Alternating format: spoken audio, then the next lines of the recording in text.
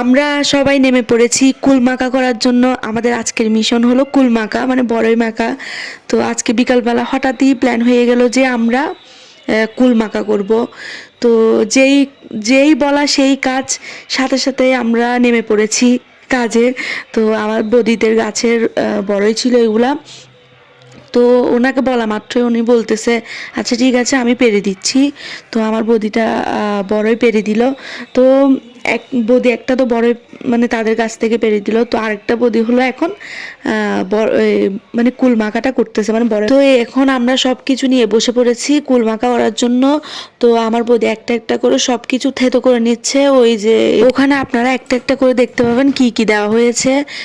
প্রথমে সবগুলা বড়ই থেতো করে নিল। তারপর ওখানে দিয়ে দিল মরিচ, তারপর ধনেপাতা, তেঁতুল, এগুলা সব কিছু দিয়ে দিল। সব কিছু আবার থেতো করে দিতে হবে। তো ওখানে কিছু ওই যে কাঁঠালের মুচি থাকে না, ওই ছোট ছোট কাঁঠাল যেগুলো থাকে আর কি। তো ওগুলা আমরা পেরে নিয়ে আসছিলাম অনেক দূর থেকে ভাই, অল্প করে। তো ওগুলা দিয়ে দিচ্ছে, ওগুলাও থেতো করে দিয়েছে। তারপর ওখানে লেবুর পাতা দিয়েছে কিছু। তারপর এখানে কিছু আচারও দিচ্ছে, যেগুলো বড়ইয়ের আচার, তারপর তেঁতুলের আচার, তারপর হলো যে অনেক রকম আচার মানে একসাথে মিক্স করে একটা আচার হয় না, ওইটা দিয়েছে। তো দেওয়ার পরে এখন ওখানে আবার গুঁড়ো দিচ্ছে, গুড় দিয়ে পরিমাণ মতো নুন, তারপরে লঙ্কা গুঁড়ো, তারপরে ওখানে আবার কিন্তু কাঁচামরিচও দিয়েছিল। তো লঙ্কা গুঁড়ো আবার চিনিও দিয়ে দিল। তো দিয়ে এখন সব কিছু ভালো করে মিক্স করে নিবে। এই যে সব কিছু মাখাচ্ছে, মানে আমার এখন দেখতেছি এখন আমার আবার খেতে ইচ্ছে করতেছে। তো এরপরে সব কিছু সুন্দর করে মাখিয়ে নিচ্ছে। ওখানে একটু করে সরিষার তেল দিয়েছে যাতে মানে ভালো একটা স্মেল আসে।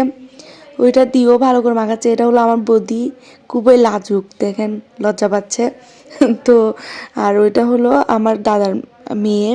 তো এখানে আমার ভাই, আমরা ছাদের উপর করতেছিলাম, ওখানে আমার ভাই ছাগল বাঁধতেছে। ও বলতেছে আমারও কিন্তু ভাগ আছে, তো ওকেও দিব।